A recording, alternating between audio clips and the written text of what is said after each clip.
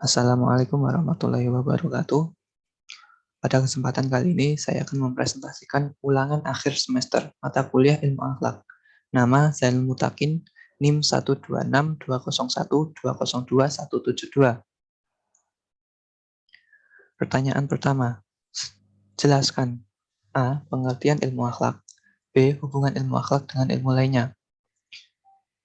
Pengertian ilmu akhlak. Ilmu akhlak adalah ilmu yang objek pembahasannya adalah tentang nilai-nilai yang berkaitan dengan perbuatan manusia yang dapat disifati dengan baik atau buruk. Hubungan ilmu akhlak dengan ilmu lainnya. 1. Hubungan ilmu akhlak dengan ilmu tasawuf.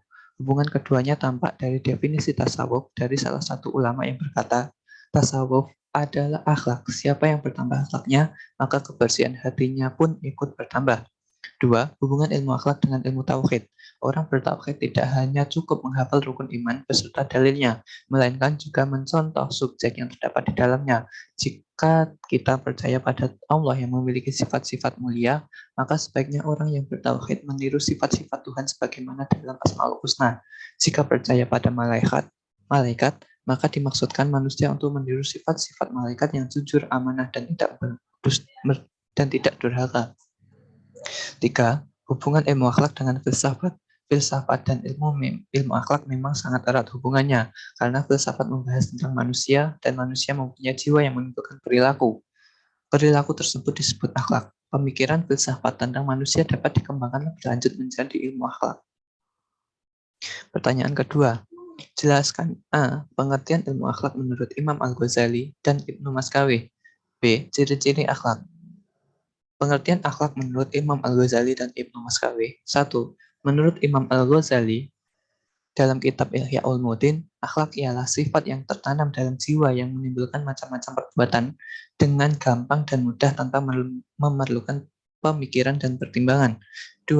Menurut Ibnu Maskawi, seorang pakar bidang akhlak terkemuka, akhlak ialah sifat yang tertanam dalam jiwa yang mendorong untuk melakukan perbuatan tanpa memerlukan pemikiran dan pertimbangan. Ciri-ciri akhlak. 1. Melengkapkan dan menyempurnakan tuntutan. 2. Bersifat sederhana dan seimbang. Maksudnya, tuntutan akhlak dalam Islam adalah sederhana, tidak membebankan sehingga menjadi pasif, dan tidak pula membiarkan sehingga menimbulkan bahaya dan kerusakan. 3. Bersih dalam pelaksanaan. Maksudnya, cara pelaksanaannya harus bersih dan menurut tata cara Islam.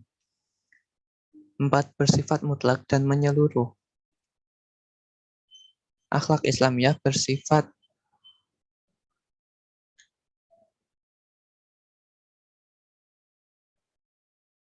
keempat. 4. Bersifat mutlak dan menyeluruh. Akhlak Islamiyah bersifat mutlak, tidak boleh dipindah alihkan. Pertanyaan ketiga. Apakah yang saudara ketahui tentang A. Etika, moral, dan asusila? B. Hubungan di antara keduanya dengan akhlak. Etika, moral, dan asusila. Etika adalah ilmu yang mempelajari tentang baik buruknya suatu perbuatan yang dilakukan oleh manusia. Moral adalah perbuatan yang digunakan oleh manusia dalam bertindak yang berisi batasan-batasan yang dibentuk oleh adat istiadat. Susila adalah upaya dalam membimbing suatu masyarakat sesuai dengan nilai-nilai dan norma yang berlaku di masyarakat. Hubungan di antara ketiganya dengan akhlak.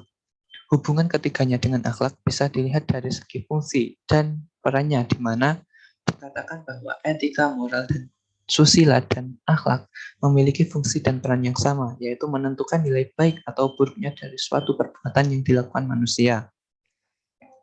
Pertanyaan keempat, sebutkan faktor-faktor yang mempengaruhi tentang pembentukan akhlak dan jelaskan pula manfaatnya.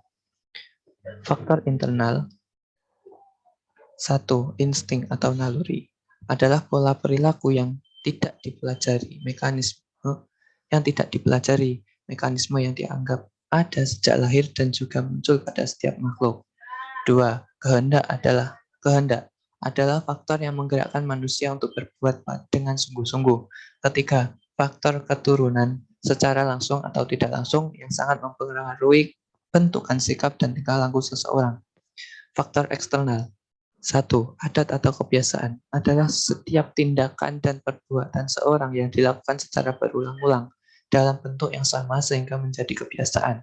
Kedua, lingkungan pergaulan memiliki pengaruh besar dalam pembentukan akhlak seseorang. Ketiga, pendidikan juga memiliki andil yang besar dalam pembentukan akhlak seseorang. Pertanyaan kelima, jelaskan posisi akhlak terhadap problematika masyarakat modern. Uraikan argumen saudara. Akhlak tasawuf merupakan posisi yang tepat sebagai solusi dalam mengatasi problematika masyarakat modern. Dengan ini, masyarakat modern bisa menemukan solusi yang tepat di antaranya seperti masyarakat terhindar dari frustasi dalam menghadapi problematika dan masyarakat mampu mengatasi sifat materialistik dan hedonistik. Pertanyaan ke-6.